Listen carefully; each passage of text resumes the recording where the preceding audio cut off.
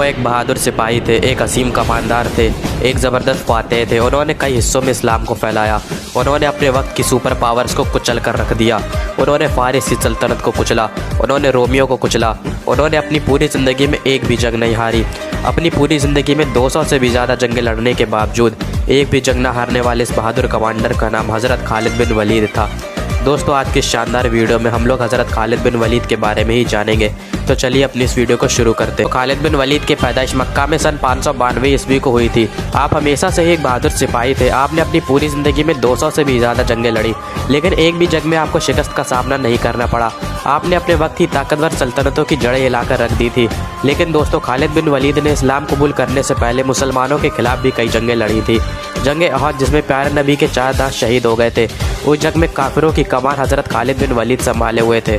दोस्तों, जैसा कि मैंने बताया कि हज़रत खालिद बिन वलीद इस्लाम कबूल करने से पहले काफिर थे और उन्होंने कई सारी जंगें मुसलमानों के खिलाफ लड़ी थी। हज़रत खालिद बिन वलीद बड़ी परेशानी में रहते थे।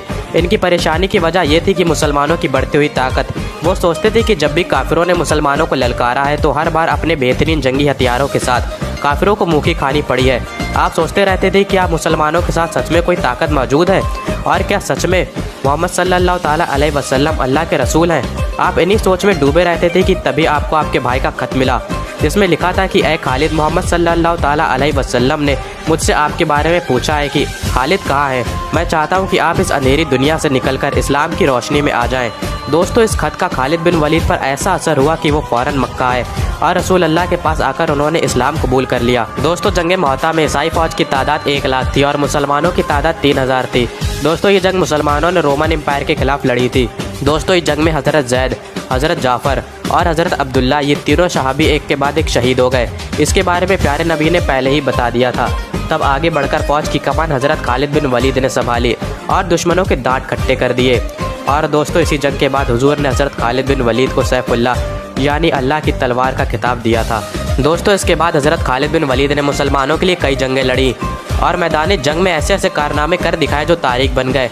आज तक ऐसा कोई भी कमांडर नहीं हुआ जिसने अपनी ज़िंदगी में एक भी जंग न हारी हो, लेकिन हज़रत खालिद बिन वलीद इकलौते ऐसे इंसान थे जिन्होंने अपनी ज़िंदगी में एक भी जंग नहीं हारी।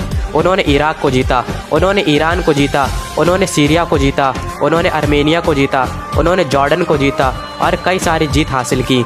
दोस्तों, छोटी सी फ़ौज होने के बाद भी हज़रत खालिद बिन वलीद ने बड़ी बड़ी फ़ौजों को शिकस्त दी। दोस्तों, जंग फ़राज, जंग मुअत्ता, जंग यरमौक, जंग बोसरा, जंग उलैश, जंग फ़हाल, जंग अकबरा, जंग याहून और कई सारी ऐसी जंगें हैं जिन्हें खालिद बिन वलीद ने अपनी बहादुरी और दानिशमंदी से फ़तह किया। दोस्तों, हज़रत उमर रज़ियल्लाहु ताला ने हज़रत खालिद बिन वलीद को आर्मी चीफ़ के ओहदे से हटा दिया, क्योंकि खालिद बिन वलीद मुसलमानों को हर एक जंग में फ़तह दिलाते आ रहे थे और मुसलमानों को ये लगने लगा था कि बिना खालिद बिन वलीद के वो कोई भी जंग नहीं जीत सकते हैं। हज़रत उमर रज़ियल्लाहु ताला ने खालिद बिन वलीद की जगह अबू उबैदा इब्न ज़रा को आर्मी चीफ़ बना दिया। मुसलमानों में बातें शुरू हो गईं कि ये उमर ने क्या किया। अब इतनी बड़ी फ़ौज से मुसलमान बिना खालिद बिन वलीद के कैसे जीतेंगे। लेकिन अल्लाह के करम से मुसलमानों ने जंग यरमौक फ़तह कर ली। फिर हज़रत उमर मस्जिद नबवी में खुतबा देने के लिए आए और बोले, खुदा के लिए मैं तुम में से यही चीज़ तो ख़त्म करना चाहता था कि मुसलमानों की फ़तह खालिद की वजह से नहीं बल्कि रब खालिद की वजह से हुई है। कल खालिद नहीं रहेगा तो तुम क्या समझते हो, इस्लाम ख़त्म हो जाएगा? नहीं, इस्लाम को तो हमेशा रहना है। दोस्तों, अपने आखिरी वक्त में हज़रत खालिद बिन वलीद बीमारी की वजह से बिस्तर पर आ गए थे। खालिद बिन वलीद की ख्वाहिश थी कि उन्हें शहादत की मौत नसीब हो। खालिद बिन वलीद के जिस्म पर ऐसा कोई भी हिस्सा मौजूद नहीं था जहाँ पर तलवारों और तीरों का निशान मौजूद ना हो, लेकिन उन्हें शहादत नसीब नहीं हुई, क्योंकि रसूल अल्लाह ने हज़रत खालिद बिन वलीद को सैफुल्लाह का खिताब दिया था। और अल्लाह की तलवार को क्या कोई तोड़ सकता है?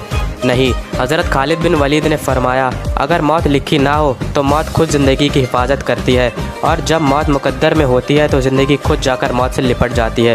दुनिया के बुज़दिलों को मेरा एक पैगाम सुना दो, अगर मौत मैदान जंग में होती तो खालिद कभी बिस्तर पर ना मरता। सुभान अल्लाह। दोस्तों, अगर ये वीडियो आपको पसंद आई हो तो इसे लाइक करें और हमारे चैनल को सब्सक्राइब करके हमारा मोटिवेशन बढ़ाएं। जल्द मुलाकात होगी एक और नई वीडियो में, तब तक के लिए अल्लाह हाफ़िज़।